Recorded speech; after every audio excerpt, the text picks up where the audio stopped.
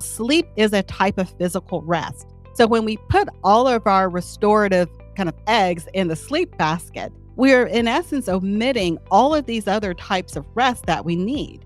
And the problem is some of those types of rest will never have the ability to be restored with your eyes closed in the bed, like creative rest, social rest, emotional rest. Those can never be restored by simply closing your eyes and going to sleep. That's why when someone goes to sleep and they wake up still exhausted, 9 times out of 10, the issue is it wasn't a physical rest deficit. And failure to get rest in the right area feels like no rest at all. Hello and welcome to today's episode of the Keynote Curators podcast. Our special guest today is Dr. Saundra Dalton-Smith. Dr. Saundra, welcome to the podcast. Thank you so much for having me. You're very welcome. Where does this podcast find you today? I'm in Birmingham, Alabama. Wonderful. I'm just up and to the right a little bit up here in South Carolina. So, we're belonging to that famous Southeast section of the United States. It truly is exciting to have you. I ran across your book. I read it. And then as happenstance would have it, I heard you on the radio shortly after finishing your book. And I felt like it was destiny. And I reached out and here we are. I know you're aware our audience is generally made up of meeting professionals. As you know, a keynote speaker, you deal with them all the time. They make all the magic work at the conferences and the events, and they look for content that makes a difference, whether it's executing their events or optimizing their performance. And I think what our conversation will provide today is a little bit of both. We also have business owners and family members and a larger community that will benefit from this conversation. My excitement is around this topic of rest versus sleep and optimal performance because it speaks close to me. I listened to your TED Talk, I read your book, and I thought literally like you were talking one-on-one to me. You're a thought leader, you're a corporate wellness, well-being expert, you're helping brands and organizations optimize teams and performance. You're a physician, you're a researcher, and an award-winning author. I want to start just by kind of getting into the heart of the matter a little bit here.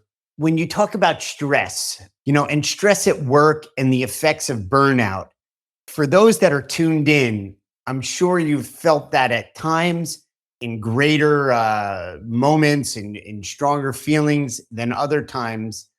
What would you like to share with the audience that can experience being overworked, overburdened, over inundated with too many tasks and their relationship to rest and sleep? Yeah, I think the first thing that most of us have to realize is that sleep and rest aren't the same thing. I think a lot of us have been exhausted. We've gone to bed at night. We've forced ourselves to get the 7, 8, 9 hours. And then if you wake up the next morning and you're still exhausted, it feels like there's no hope. It feels like I did what conventional medicine has told me to do. Why am I no better? Is there any hope for me? And I personally burned out this mission to help people understand how to live a life that's consistently being restored and that stays in a place of wealth and health and well-being requires them to understand that stress management really just does not work. I think that's why we are so distressed at this point. We've had a decade of talking about stress management and things have gotten worse. And I believe that's because stress management is like trying to manage challenge and change the way you would your checking account. Really, what we have to focus on is what we have control over, which isn't the challenges and the changes. It's the way we recover from the challenges and changes. That's why my focus has been on rest management. How do we manage our energy levels? How do we stay restored? How do we stay active in challenging careers and professions and still be able to do it from a place of well-being? Rest management, you hear Dr. Saundra say it and it sounds so simple, so common sense. If it were so common, how come it's so uncommon? But it really is, the phrase that crossed my mind is, it's not what happens to you, it's how you react. It's not if you get knocked down, it's how do you get up. So, in your book, you talk about 7 types of rest. Before we get into those types, there's a difference between sleep and rest. Is that right? Absolutely. Can you distinguish that? It seems so elementary, so rudimentary, but I think it's an important point of departure.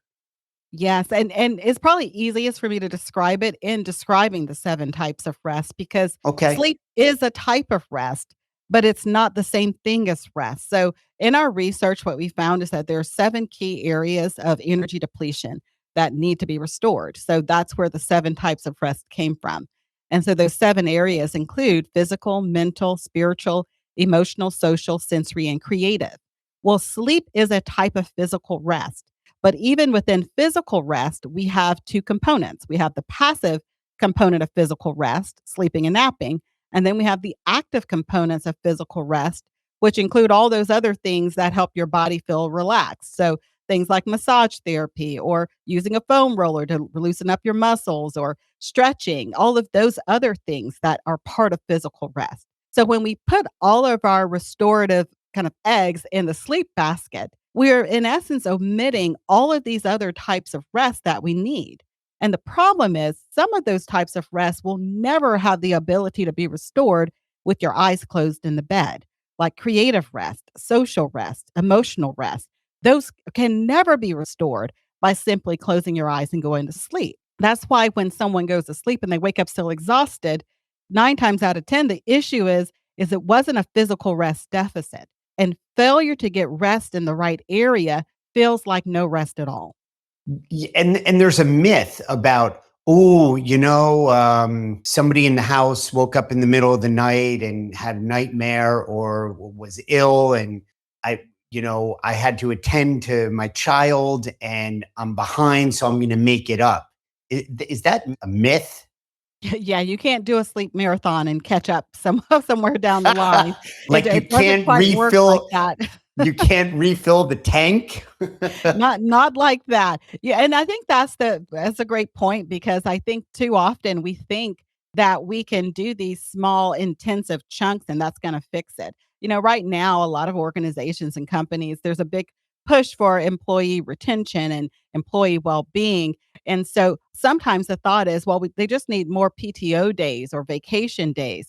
But if you're only getting restored 3, 4 times a year during those vacation times, then what are these other blocks of time looking like when they're working? We have a Right. generation that's working as functional burnout. They're meeting all 3 components of burnout as qualified by the World Health Organization. They're showing up at work every day, but they're exhausted. They don't like their job. They're not producing at their highest level of capacity. And so waiting for the next vacation is not the way we fix this. The way we fix it is helping people understand small changes in the middle of their busy day could be the fix needed to restore in the area of their rest depletion. And so trying to crunch it all into vacations or sleep marathons, Yeah. that is never going to solve the problem. It's educating people on how to integrate this into their lives. What was that term? Functional burnout? Functional burnout. Yeah, if that doesn't capture semantically a large segment of the population, and I'm not embarrassed or ashamed to say, I've been there and I'm not completely free of it. Read your book. I've been, with the vantage point of what I do is I work with keynote speakers like yourself, Dr. Saundra, who are subject matter experts, but it's your passion, it's what you research, it's your life's work, and it's the full self-expression of who you are, and it really speaks to me. So I've been able to incorporate, weave in, inculcate these distinctions, not all at once, not all the time, but to make some shifts. I'm going to share one simple one: closing your eyes when things are chaotic and there's swirl, metaphorically, literally, and just getting that calm, like recalibrated. It works. It really works. It really you know? does, and it's so simple. It's so simple, we fail to do it. I think sometimes we're always looking for, like, the magic bullet, and we think it's gonna be something so complex, but it's something so simple that we disregard its power. And I think particularly what you're describing as a sensory rest strategy, for someone who has a lot of external activity or lights and all these things going on that aggravate us and cause sensory overload syndrome for a lot of us is something we experience every day. And especially if you're someone who's an HSP, a highly sensitive person, or if you're neurodivergent, or if you have ADHD or ADD, all of those things can make you more prone to sensory rest deficits. And so being aware of that and knowing, okay, when I start feeling irritated or agitated at the end of my workday and I've had all this noise and sounds and things coming at me, 5 minutes between Zoom meetings at work to just close your eyes and just have a moment Yeah. of sensory reprieve. Having Yeah. some noise cancellation earphones at your workstation, where for 10 minutes you pop them on and block out all noise just to have a sensory reset. If you have a physical rest deficit, you carry a lot of stress in your back and your neck and your shoulders, being mindful of what your screen looks like the positioning of your screen. The weight of pressure on your cervical spine changes with every degree of angle of your neck. So being able to recognize just increasing your screen a couple of centimeters can actually help relieve neck and back pain. Right. Simple things, and Yeah. oftentimes one-time solutions that you can do that will fix something that could become a chronic problem. It's just taking the time to be intentional about restoring ourselves. Yeah, and bringing on awareness. First of all, okay, whoa, if I actually like do a little bit of a body scan, am I comfortable? Is my neck like, maybe it's not just that I'm not getting enough exercise or I'm not stretching enough. Maybe it's the position of my deck, my chair. I'm doing this standing up because I found when I started this podcast over 2 years ago, sitting down just didn't work for me. And, I was tight and stressed and, I felt some aches over time. It's a kind of a first world problem. But when I became self aware about it, we looked at some other solutions. We got one of these desks that goes up and down and it's lovely. I'm free. I'm more self expressed. And that feeds and gives nutrition to recuperation, creativity, and the juices flowing. But I just want to share one comment with you. I don't know if it's neurodivergent, oversensitive to lights or not lights. I say somewhat facetiously, even if you're just alive with a very full life, closing your eyes, whether for its full 5 minutes or not, works. I do it at work. I find myself sometimes, Dr. Saundra, literally saying out loud, what was I doing or what am I doing? And that's like the red flag, like push the chair back, turn off the monitor, and just it could be 60 seconds, but reset, recalibrate. And I do it on the tennis court when I'm competing. And I find that I'm making complex something that should be relatively simple.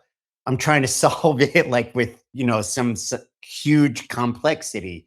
I sit down in between games when we're switching sides and I close my eyes and I kind of refine that center. In the work you're doing, do you run across that with teams and organizations? I run across it in different ways. Like, for example, one of the things you mentioned is like I'm like, what am I doing? Why am I here? Right. What am I doing? What's going on? We see quite a bit of that, and that ties over a little bit into what we call mental rest deficits. It's inability for your thoughts to settle, to have clarity, to have focus. Sometimes some people notice that they may have a difficult time with recall, even, or Hmm. some people for a mental rest deficit may find they lay down at night and try to go to sleep and their thoughts won't quiet down. They're thinking about their to-do Ding, list, ding, all the ding, ding, stuff. ding. It's all the things running around. And I find that with mental rest deficits, some people are able to what you're describing is you take kind of a sensory and a mental break. You kind of let your brain go to a quiet space, whether it's the tennis game or at work, you're letting your thoughts kind of center. It's a mindfulness type practice. You're focusing your thoughts in on something so you can quiet the space. I find for some people, they actually can do that better when they are doing something physically that's robotic.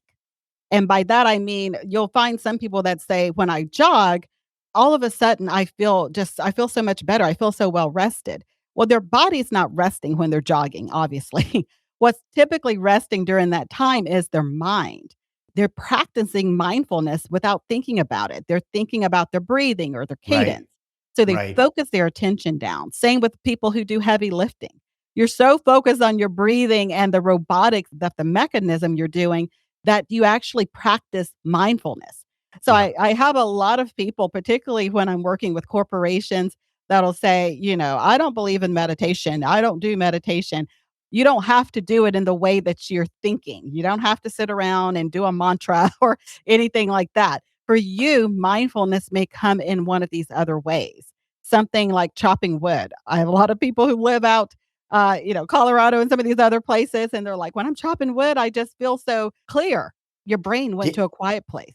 It's Yeah, not having to think all the thoughts. right, or cooking, or there is a focus that is calming, right? People, I do with my children sometimes. We're in the car, they're still at an age where I'm like, all right, let's count X type of tree or how many color cars or something, because I feel the energy and the conversation is going a little bit sideways, if you will, and we're beginning to get wound up into something that's not conducive to what would be a fun outing or something. So I see the value in that.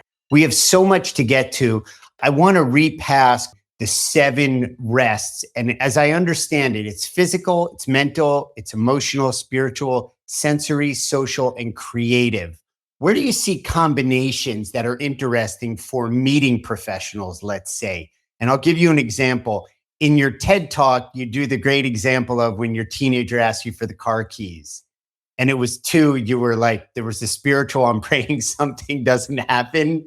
And then there was one other type of rest that you were recommending to access or that people could identify with. Specifically with regard to meeting planners, is there a combination of 2 or more, knowing everything that they do when they're operating an event, planning for an event, debriefing an event, that you could recommend or direct them towards that could give them that sense of replenishment, reinvigoration, and re-energized and rested?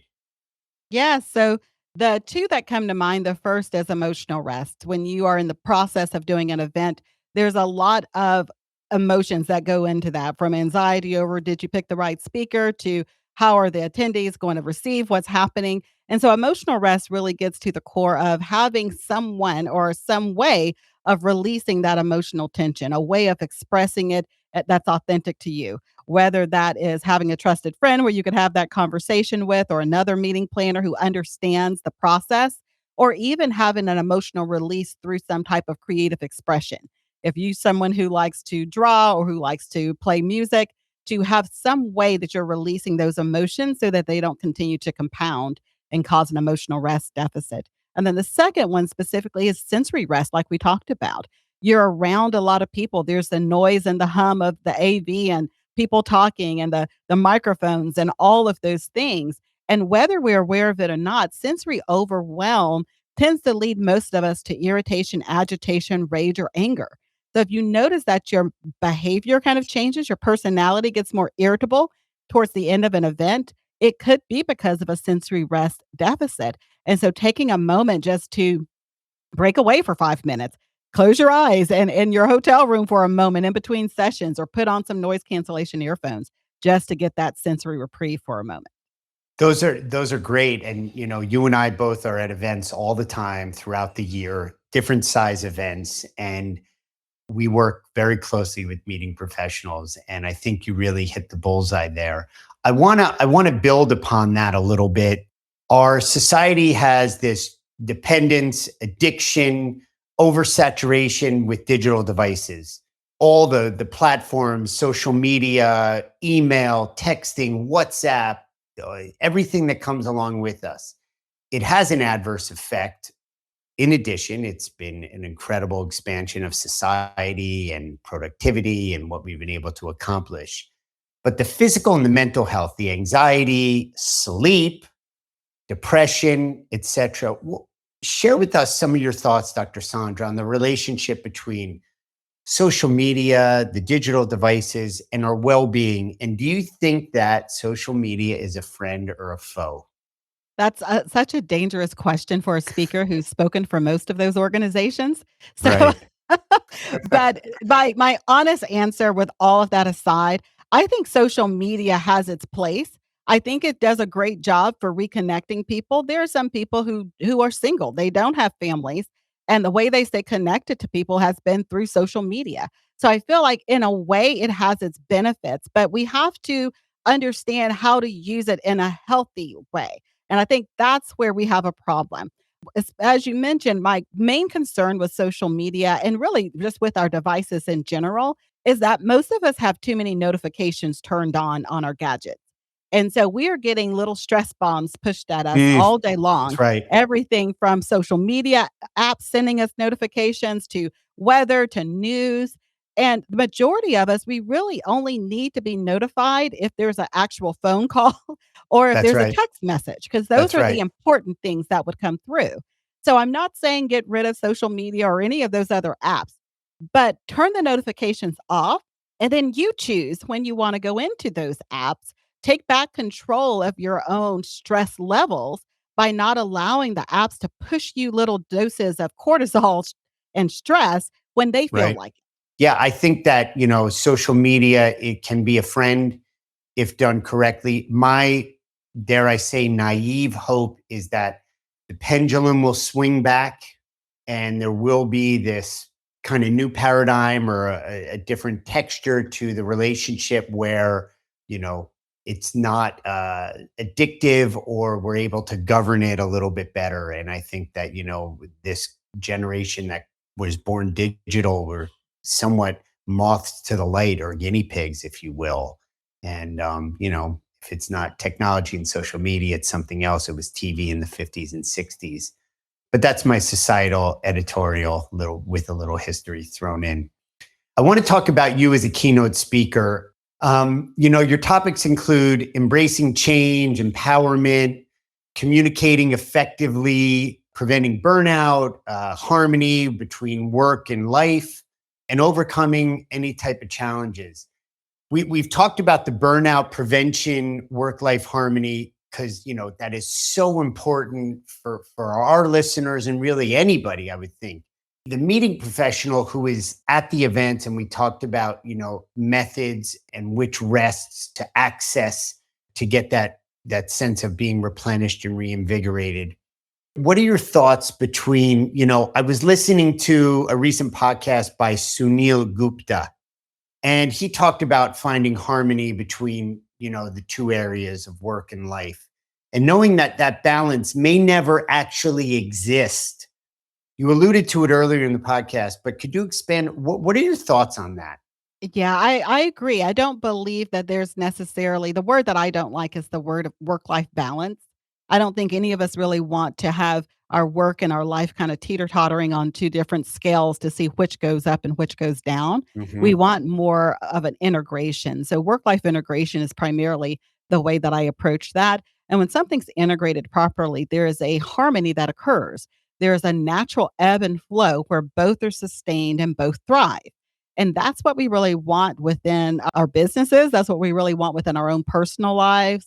And then the thing that we then have to evaluate is how do we accomplish that without necessarily quitting your job or deciding you have to be an entrepreneur to make that happen, or some of these other misconceptions that we have taken on as that's the only way to get work life harmony. You can stay within a career that you love, that could even be a challenging career, but you have to understand that there needs to be some specific boundaries in place and some priorities evaluated, and the ability to just be really honest and open about when your priorities change and the shifts that you may need to make to keep them in a place of harmony. It's really well said. Work life integration. I like that image of the scales. No, it's one scale.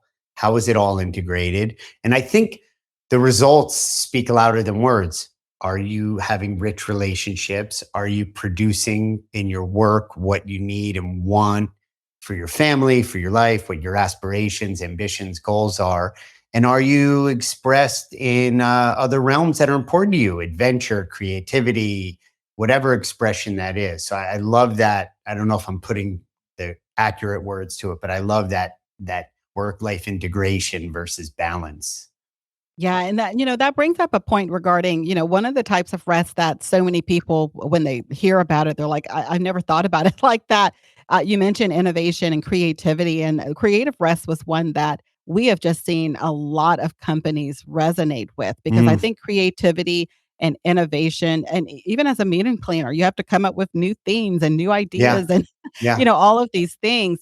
And I think too often we think that creative energy is reserved for only artists and musicians and writers, but anyone who's having to think outside of the box, come up with new ideas, solve problems, and that's most of us on some level every day, yeah, is using yeah, creative energy. And if you can use energy in a place, then it can become depleted. And so for some of us, it's our use of creativity and creative energy that has us feeling so drained. And that is restored through creative rest, which is simply the ability to appreciate beauty in whatever form, whether that's natural beauty, like spending time out in nature or looking at the mountains or the oceans or flowers or whatever that inspires you, or if it's man-made creative beauty like music, art, theater, dance, those types of things. And seeing them as having benefit in and of themselves, not that we have to create the beauty, but that we actually see the benefit in appreciating beauty and being inspired and having that kind of childlike awe and wonder awakened inside of us to be able to do the creative endeavors. If you're an entrepreneur, you're probably have a creative rest deficit because you're constantly on marketing mode. And bingo, so ding, ding, ding. I think my bingo card just is full right now. that's a lot of us. We use a Yeah, lot of creative yeah, energy and we yeah, don't see ourselves as creative people. So we don't think it's an area we have to yeah. work on. And the Stoics even talked about this, about going out in nature and the restorative aspect of it. It's just so, and it's so true, but, and again, common sense. I find that when I do go out in nature, whether it's walking in the woods, on the beach, wherever it is, it is restorative. And even more so if I bring that intention to it, like one characteristic of this walk on the beach is to restore. I don't know if I'm overthinking it, but I find that it being that more conscientious of it yields and harvests that much more of a rest, if you will. It really helps, but I find that a lot of people have been experiencing creative rest without knowing what to call it. They're Mm, like, "I just feel better when I go kayaking," or "I just feel better, right, like, I just right, feel more energized right. and Yeah, I get these great yeah, ideas when I go yeah, hiking." And yeah. they didn't know they haven't put the connections together, but one of the interesting thing and I'm a geek, so I love science and I love research, and one of the great research articles that came out about creative rest was specifically, they looked at the MRIs of brains after people that looked at the actual ocean, a picture of the ocean, or even simply colors of the ocean. Then they looked at like grass or something that wasn't inspirational to them. And that all three episodes, whether it was the actual ocean, the picture of the ocean, or colors of the ocean, had activity in that part of the brain that helped them to feel Mm, restored. So I think that's wow. great for all of us who like, oh, the ocean's where I get inspired. You don't have to go. You can actually put a nautical theme inside of your office or put a Right. picture on your computer of your favorite beach scene. You Yeah. can bring those creative elements actually closer to home. Yeah. And it's very inspiring on top of it. I feel like life is breathed into me. So, Dr. Saundra, we're getting close to the end of our time together. I say this with all the love in my heart. I feel like we've left a lot on the table. You're delightful and just a rich conversation. I feel like it flew by. I was trying to talk fast and listen fast and interact fast so I could get it all in. But there I go. Maybe I need to slow down, get what comes, right? So, on a whole separate note, we're going to come into the part of our podcast where we have a segment I call the working name is 20 questions. It's not technically 20 questions, but we like to do a little bit of a rapid fire word association to have some fun. Are you ready? I'm ready. All right. What's the most interesting thing about you, Dr. Saundra, that we wouldn't know from reading your resume? I minored in jazz dance. Definitely wouldn't have found that on your resume. How many hours of sleep do you get on average a night? 8. What's the happiest part of your daily routine? Spending time with my family. What's the best advice you've ever received? Take each day as it comes. If you could do anything right now, what would it be? Visit Thailand. Great answer. If you could have anything right now, what would it be? My own university and my house so that my sophomore in college would be closer. Very, very cool. Family again. All righty. 5-star resort vacation on the beach or cabin up in the mountains? On the beach, definitely. Definitely on the beach. What's the key to living a well-rested life? Understanding that your own limitations are an opportunity for growth and increased productivity. We're going to let that deep note just kind of simmer, and we're going to finish on that. I want to thank you, Dr. Saundra, for your generosity of spirit, your willingness to engage with me and our audience, and really just share powerful distinctions in a rich conversation that I know, when listened to, is going to give people not only food for thought, but when applied, is going to make a real transformative difference in their life. Just thank you so much for being with us, taking the time, and just sharing all of your expertise. It has been my pleasure. Thank you. You got it.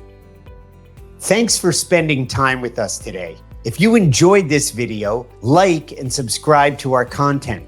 We'll keep bringing you the latest industry news and insights. Don't forget to follow us on social media so you never miss an update. And if you're looking for a keynote speaker for your next event, reach out to us directly or visit our website at thekeynotecurators.com.